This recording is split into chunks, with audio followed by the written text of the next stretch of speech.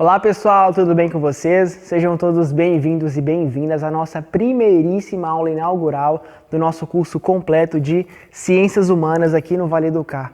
A partir de hoje a gente vai ver de fato todas as questões, análises, probabilidades, resoluções, metodologias, passo a passo, para a gente entender como que essa área é cobrada no Enem.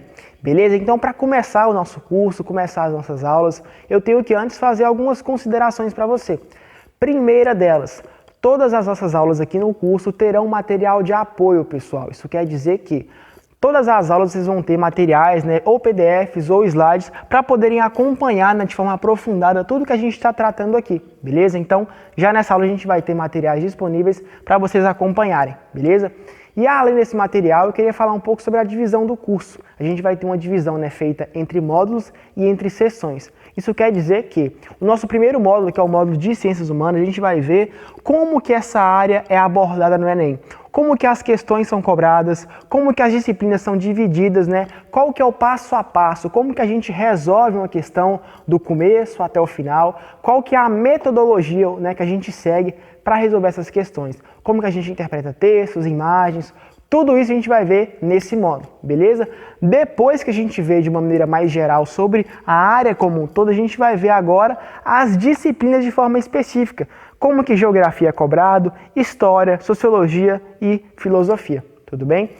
E para começar agora o nosso primeiro módulo sobre ciências humanas, eu trouxe para vocês as seguintes questões. A gente vai ver hoje, lembrando que hoje essa primeira aula é a base de tudo que a gente vai tratar aqui ao longo do ano. Então, por favor, deem uma atenção maior para essa aula. Vai ter alguns conteúdos que a gente já vai ter tratado na semana do Enem, sobre formato, sobre disciplinas, sobre notas, mas ainda assim eu devo voltar nelas aqui para a gente poder começar os nossos trabalhos e nem todos de vocês tiveram acesso àqueles conteúdos no dia, ao vivo. Então, vai valer a pena voltar. Tem conteúdo novo, então não pulem nesse vídeo, não adiem ele. E de fato, vamos começar agora a nossa preparação. Beleza? Então o que eu trouxe hoje? A gente vai ver agora como que as disciplinas são divididas, dentre essas 45 questões da área de ciências humanas. Então, quantas questões a gente vai ter de geografia, quantas questões a gente vai ter de história, sociologia e assim por diante. Beleza? Depois a gente vai ver qual que é o formato dessas questões, como que de fato essas questões aparecem para mim na hora da prova. E outra, sobre notas e resultados. Qual que vai ser minha nota mínima, média e máxima, Quais são minhas possíveis notas médias, mínimas e máximas, de acordo com o INEP, que é o órgão de aplicação do Enem. E por último, e não menos importante, qual que é o nivelamento das questões? Como que eu divido essas questões por nível de dificuldade, ou melhor, pelo formato dessas questões? E como que isso é importante para a gente? Beleza? Então vamos começar lá. Sobre a divisão dessas questões em relação às disciplinas, pessoal. Como vocês sabem, a gente tem 45 questões, e que representa o 100% da prova, o total delas, que são subdivididas em disciplinas. E vocês estão vendo aqui, entre parênteses, as porcentagens. Isso quer dizer que de 100% das questões de ciências humanas, 39,2% delas vão ser de geografia, em média, Isso quer dizer que quase 40% da prova de ciências humanas é só de questões de geografia, pessoal. É um número muito grande. Isso significa que, traduzindo essa porcentagem, significa que a cada 10 questões de ciências humanas, aproximadamente quase 4 delas são de geografia. É um número muito alto, que traduzindo, dá uma média de aproximadamente 18 questões de 45. Um número realmente muito, muito gritante. E história, um pouco menor, cai para 34,3%, mas ainda assim é um valor alto, que traduzindo em números é equivalente a aproximadamente 15 questões das 45. Já a sociologia, desce para 14,6%, que dá uma média de aproximadamente 7 questões a cada prova. Filosofia, esse número cai ainda mais, vai para 11,9%, que sobra aqui, míseras 5 questões de 45, pessoal? Míseras no sentido de ser poucas questões mesmo, tá bom? Então, se a gente somar 18 mais 15 mais 7 mais 5 dá um total de 45, que representa uma média de todas as questões de ciências humanas a cada prova do Enem. Lembrando que essas estatísticas, essas probabilidades, essas porcentagens são tiradas das próprias provas do Enem. Lembrando que o caderno de questões de vocês, que possui mais de 1.200 questões, foram resolvidas e elaboradas, né, e divididas por nós mesmos do Vale Educar para justamente ter essa análise real, né, essa análise de probabilidade de qual a recorrência dessas matérias. Então, para trazer isso para vocês, a gente resolveu mais de 630 questões, pessoal. Foram mais de 14 cadernos de prova, desde 2009 até 2020. Então, esses dados são dados reais que a gente mesmo trouxe para vocês, beleza? Então, agora que a gente sabe, né, que essa ordem que ela segue de importâncias, a gente tem que entender o que é a partir daqui. Que primeiro, isso aqui é uma regra, então podem anotar aí já. Sempre geografia vai ser mais cobrada que história, que vai ser mais cobrada que sociologia, que vai ser mais cobrada que filosofia. Percebam o sinal de maior que aqui, né? Que é justamente representando essa escadinha, que é a nossa escadinha também de importâncias. Sempre geografia vai ser mais recorrente, depois história e assim por diante, pessoal. Então isso já mostra pra gente como que de fato vamos trabalhar esse ano. Vamos dar sempre esse foco maior, seguindo essa ordem de recorrência, essa ordem de importância das questões, tá bom? Então agora que a gente sabe sobre essa ordem, né, de cobrança, de importâncias, a gente tem que ver agora o formato, como que as questões são elaboradas, como que elas aparecem lá no dia da prova. Elas vão ser sempre cobradas em formato de suporte mais contextualização. O que isso quer dizer? Esse suporte vai ser sempre a orientação que a questão vai te dar para você poder acompanhar ela. Então esse acompanhamento, esse suporte, vai ser dado sempre em formato de um texto, ou de uma imagem, ou de uma tabela, ou de dois textos, quando você tem texto 1 e texto 2. Vai ser sempre um elemento de orientação sobre a questão. Vai ser sempre aquilo que a questão vai te dar, além do enunciado, para você poder acompanhá-la. E esse suporte que a questão te dá, consequentemente, ele vem acompanhado de uma contextualização, que é justamente esse outro elemento para nortear o aluno, né, para te direcionar sobre qual tema, qual autor, qual obra, qual assunto aquela questão está tratando. Então vai ser sempre em formato de um elemento que automaticamente esse elemento vai ter uma contextualização, uma informação sobre qual é aquele assunto ou tema que aquela questão está tratando, beleza? E aqui que entra, né, a nossa primeira barreira, o primeiro muro que divide questões do Enem e questões de vestibulares ou provas de escola. Pensa só comigo aqui, quando a gente está lá na escola, no ensino médio ou fundamental, a gente está muito acostumado, né, a responder aquelas questões de prova que pede assim: defina o significado de Guerra Fria, explique o que foi o movimento não sei o que, explique determinado assunto, exemplifique tal coisa. São sempre respostas diretas, curtas, que a gente tinha que ficar lá, né, semanas gravando, lendo a apostila, gravando conteúdo, gravando data. E o Enem não é assim, pessoal. As questões do Enem são sempre questões contextualizadas com algum tipo de suporte para você poder interpretar e conectar esse suporte com o conteúdo, seja com texto, com a imagem, com o gráfico, com a tabela. Então vai ser sempre questões contextualizadas, questões muitas vezes diferentes das questões que a gente está habituado, que a gente está acostumado a resolver em provas ou em outros tipos, né, de vestibulares. Então, por isso, se atentem a essa questão. Questão de Enem não é igual a questão de prova, de escola ou outro tipo de questões. E é isso que a gente vai desenvolver daqui até o Enem. Justamente entender como que estão de fato que essas questões são abordadas na prática. Como a gente vai interpretar esses textos, essas imagens. Então, tudo isso a gente vai ver daqui para frente, beleza? E agora a gente tem aqui sobre as habilidades e competências que a gente precisa desenvolver para acertar essas questões. O Enem cobra que, para você poder ir bem na prova de Ciências Humanas, você tem que desenvolver habilidades que são de compreender processos, transformações, relações sociais, econômicas e culturais. Porque essa compreensão desses processos é saber interligar datas, saber interligar temas, contextos, saber ligar um texto a um determinado acontecimento, saber ligar como que uma determinada imagem se relaciona a um conteúdo, saber conectar, né, esse suporte com um conteúdo ou saber simplesmente interpretar aquele suporte. É isso que o Enem vai cobrar de você ao longo das questões de ciências humanas, pessoal. Então é nisso que a gente vai bater nessa tecla, é nisso que a gente vai trabalhar esse ano todo. Como que a gente compreende esses processos, interliga esses assuntos e interpreta esses suportes, tá bom? Isso vai ficar cada vez mais claro quando a gente for seguindo as nossas aulas, né? Trazendo questões, biografias, né? Vários elementos para ficar cada vez mais claro isso aqui, tá bom?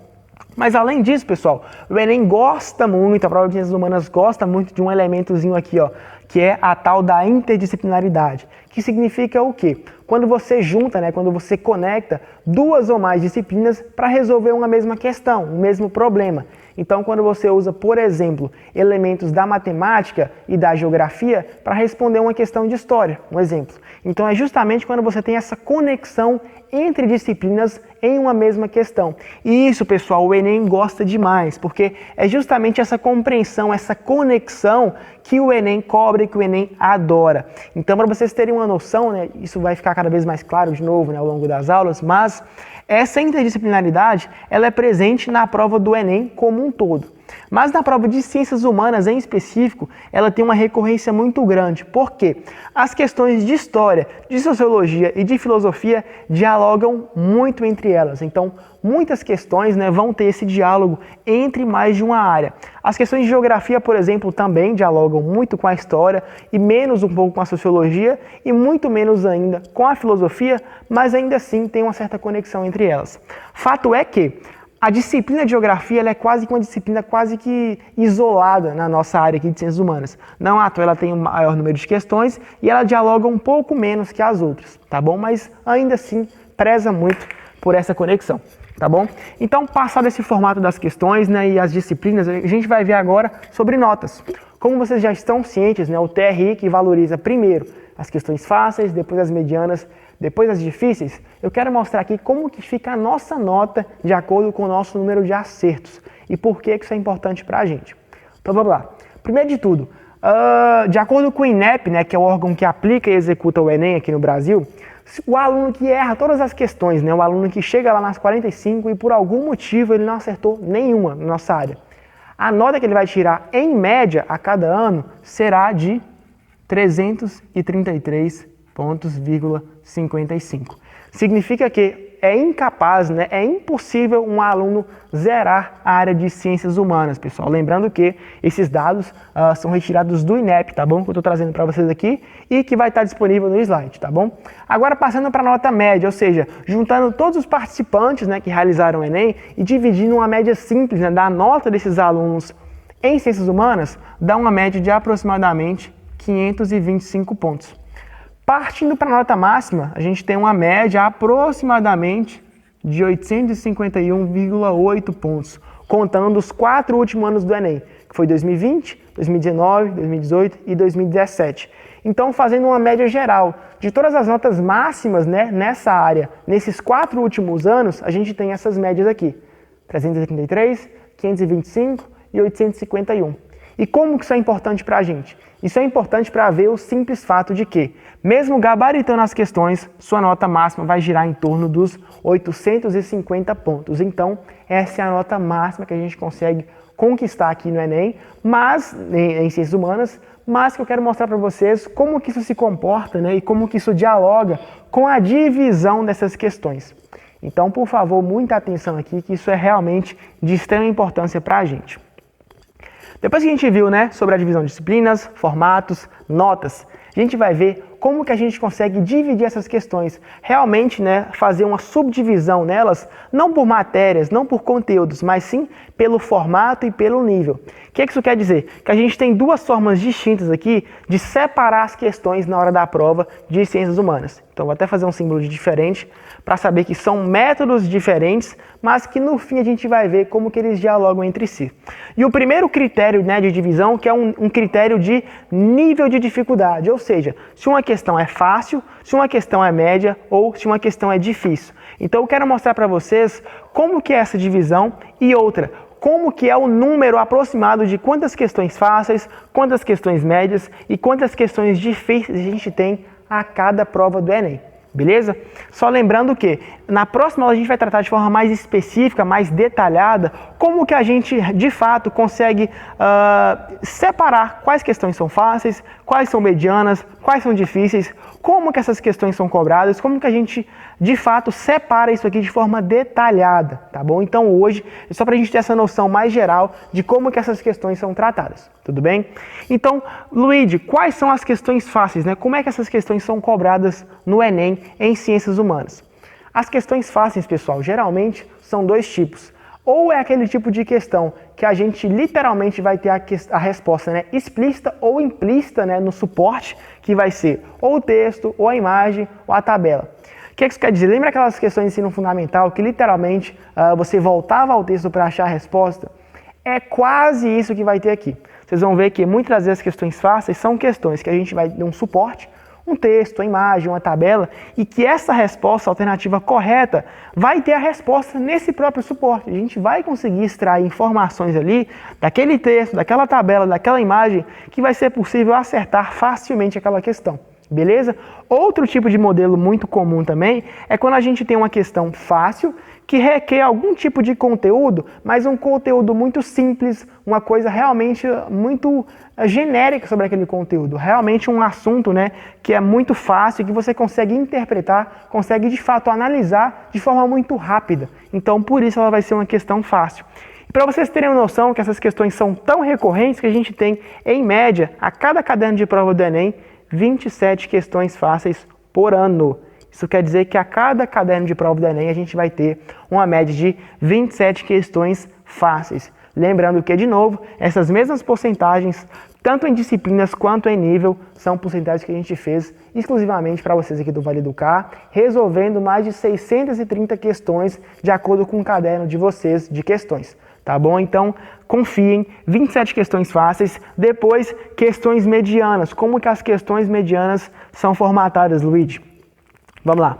As questões medianas, pessoal, elas estão então nesse intermédio, né? Não são nem fáceis nem difíceis, estão no meio termo. Geralmente as questões medianas são aquele tipo de questões que pedem um determinado conteúdo, mas ainda assim assuntos muito simplórios também, muito básicos sobre aquele conteúdo. Então, por exemplo, é uma questão que às vezes o suporte não te dá tanta informação assim, você não consegue achar a resposta explícita, né, de cara, ou implícita no texto, na imagem, mas o conhecimento que você vai ter que trazer para acertar aquela questão é um conhecimento muito básico. Então, geralmente, essas questões são questões medianas que representam, pessoal, cerca de 16 questões a cada prova. Beleza? E já as questões difíceis, como que elas são divididas, né? Geralmente as questões difíceis são aquelas questões que cobram questões muito aprofundadas sobre um determinado conhecimento. São questões que o suporte, né, o texto, a imagem, né, ou a tabela, não vai te dar tanta informação assim necessária para você poder responder a questão. Então, são muitas das vezes aquelas questões que você tem que trazer, né, um conhecimento muito aprofundado, né, muito denso sobre um determinado conteúdo, né, um determinado tema. Então, essas são as questões difíceis que representam, né? Vamos fazer a conta. 27 mais 16 vai dar 43, né? Então, 2 questões difíceis apenas por Enem. Beleza? Então, percebam que o número é muito discrepante, né? Percebam, 60% da prova, pessoal, 27 questões de 45, são compostas apenas de questões fáceis. Ou seja, apenas questões que as respostas já estão no próprio enunciado, ou no próprio texto, ou na própria imagem, ou que requerem um conteúdo muito, mas muito básico mesmo, são 60% da prova, né? Então, percebam como isso aqui é gritante. As questões difíceis, apenas 2, realmente uma minoria. E as medianas, né, estão ali no meio termo. Só que pensa só, esse é um tipo de divisão, é um tipo de critério, né, a partir do nível de dificuldade. E se eu te apresentasse agora um outro critério de divisão e como que esse critério é importante para nós? Agora, né, pensando outro tipo de critério, não utilizando mais o nível de dificuldade, mas sim o formato das questões. A gente pode dividi-las sendo questões interpretativas, questões que envolvem interpretação e conteúdo ou questões que envolvem apenas conteúdo. O que isso quer dizer? As questões interpretativas, pessoal, vão ser aquele tipo de questões que geralmente o suporte, né? Lembrem sempre, o suporte, ou o texto, ou a imagem, ou a tabela, a mera interpretação desses dados consegue te dar a resposta. Então lembram, sempre que você tiver um texto, uma imagem, uma tabela, um gráfico, e você conseguir extrair a resposta correta a partir dos próprios dados da questão, sem precisar saber algum conteúdo, alguma coisa do tipo, são questões interpretativas. E essas questões interpretativas representam cerca de 26 questões da prova de Ciências Humanas, beleza? As questões que envolvem, pessoal, interpretação e conteúdo, que trazem, né, no suporte algum tipo de análise, de interpretação sobre dados, né, de textos, de imagens, mas, além disso, trazem também um conteúdo. Além de interpretar o texto, além de interpretar a imagem, você tem que relacionar um determinado conteúdo com algum tema e muitas vezes trazer, né, de casa, digamos assim, algum certo conhecimento sobre aquele conteúdo. Essas questões representam, né, 16 questões das 45. Beleza? Já as questões que são de apenas conteúdo, pessoal, aquelas questões que só realmente sabendo a matéria e muitas das vezes sabendo de maneira muito aprofundada mesmo para poder responder as questões. Então, de novo, o suporte não vai te dar muita informação nesse caso, você de fato vai ter que trazer um conhecimento mais aprofundado sobre aquele conteúdo. Essas questões representam nada mais nada menos do que aproximadamente 3 questões a cada prova, tá? Agora, vejam só comigo, percebam a clara semelhança que a gente tem entre esses números, né? Questões fáceis 27, interpretativas 26, medianas 16, interpretação e conteúdo também 16. Difíceis são 2, apenas conteúdos 3. Ah, Luiz, quer dizer então que sempre as questões fáceis vão ser interpretativas, as medianas vão ter interpretação e conteúdo e as difíceis vão ser apenas conteúdo? Não exatamente, pessoal. Quase isso. Por quê? Não necessariamente todas as questões interpretativas vão ser fáceis, nem todas as interpretativas e conteúdo vão ser medianas e assim por diante, tá bom? Mas, entretanto, a quase totalidade das questões fáceis são realmente de interpretação, a quase totalidade das questões medianas são de interpretação e conteúdo e as quase totalidades difíceis são questões de apenas conteúdos. Mas lembrando, não é regra, pessoal, não é uma questão absoluta, que quer dizer que toda fácil vai ser interpretativa e assim por diante. A gente pode ter, por exemplo, questões apenas de interpretação, que o aluno não precisa saber nenhum conteúdo, nenhuma matéria, nada, ele precisa apenas interpretar os dados que ele tem, mas pode ser uma questão difícil, porque pode ser um texto de difícil leitura, um texto muito abstrato, né, um texto muito filosófico, que vai causar dificuldade. Então vai caracterizar ela como uma questão interpretativa e ainda assim difícil, tá bom? Mas o que eu tentei trazer e qual que é o objetivo desse final aqui? É mostrar para vocês que 60% da prova, pessoal, são de questões fáceis ou interpretativas, né, que são 26. Significa que, se você hoje não saber nenhum conteúdo e estudar apenas a interpretação desse suporte, que é o que a gente vai trabalhar nas próximas aulas, você consegue acertar tranquilamente 60% da prova, apenas com interpretação. Você desenvolvendo, né, capacidades de relacionar conteúdos, que também são coisas tranquilas de se aprender ao longo do ano, você consegue lá acertar por volta das 16 questões. E as difíceis, né, caso você acerte também. Para mostrar que, numa análise aqui amostral, para a gente ter um exemplo, né, das 27 questões fáceis, vamos pensar só. 27 questões fáceis, que são realmente questões muitas vezes interpretativas, questões que requerem quase ou nenhum conteúdo, questões que a resposta vai estar direta no texto ou no suporte. Vamos supor que no dia da prova a gente acerte lá, dessas 27, a gente acerte 24 questões. Que a gente erre 3 questões por bobeira ou algum erro, né? Coisas que acontecem no dia. Dessas 16 questões medianas, vamos pensar que a gente vai acertar delas 11 questões. Lembrando, pessoal, é só um exemplo que eu quero chegar a algum resultado com vocês aqui, beleza? Vamos supor que dessas 16, então, eu acerto 11. Dessas difíceis, né, como são difíceis, né, eu vou colocar que eu não acerto nenhuma. São só 2, são questões difíceis, não é o meu foco. Então, 24 mais 11 dá um total, né, de 35 questões. 35 de 45.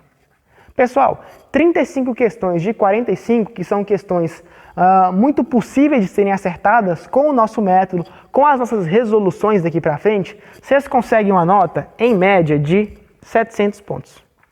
Acertando 35 questões. 700 pontos. Mas vamos pensar aqui agora que isso aqui eu joguei o mínimo do mínimo. Isso aqui é uma média abaixo. Porque realmente, pessoal, as questões fáceis, vocês vão ver que são questões gabaritadas. São questões que a gente vai treinar para não errar nenhuma delas. E o que vai acontecer mesmo é que vocês não vão errar realmente nenhuma, porque são realmente questões fáceis. As questões medianas, vocês também vão treinar ao suporte delas e vão realmente também acertar um número maior. E as difíceis, possivelmente ou não, vocês podem vir a acertar. Mas vamos pensar só. Se dessas 24, eu acertar então 25. Vamos supor que você acertou uma questão a mais. E das questões medianas, vamos supor que você acertou uma a mais também, né? Então você acertou 12. Partindo, né, de 25 mais 12, a gente vai ter então 37 questões. Dessas 37 questões, pessoal, sua nota pula de 700, com um TRI bem avaliado, para aproximadamente 722, 725, 720 pontos. O que eu quero mostrar para vocês com tudo isso aqui? Que seguindo os nossos passo a passos, seguindo as nossas etapas, seguindo a nossa metodologia de resolução das questões, você consegue tranquilamente acertar entre 35, 37, 40, 41 a 42 ou até mais questões. Porque justamente todo o material que a gente vai te fornecer aqui é para te preparar para gabaritar as questões fáceis, acertar uma grande quantidade das medianas e possivelmente acertar alguma difícil ou, né, voltando para o nosso outro método de divisão, né? Gabaritar as interpretativas, acertar a maioria das interpretações e conteúdo e possivelmente acertar alguma questão de apenas conteúdo, certo, pessoal? Então eu queria mostrar para vocês isso. Como vocês sabem aqui no Vale Educar, a gente tem metas individuais, notas individuais, cada um tem seu plano, tem seu objetivo. O que eu quis mostrar para vocês com esse exemplo é, independente do objetivo, do plano de estudo de vocês, é muito possível tirar essa nota ou até mais. Tá bom? Então, fiquem ligados. Na próxima aula a gente vai ver agora, de fato, como que eu separo e interpreto cada uma dessas questões. Beleza? Um abraço e até a próxima.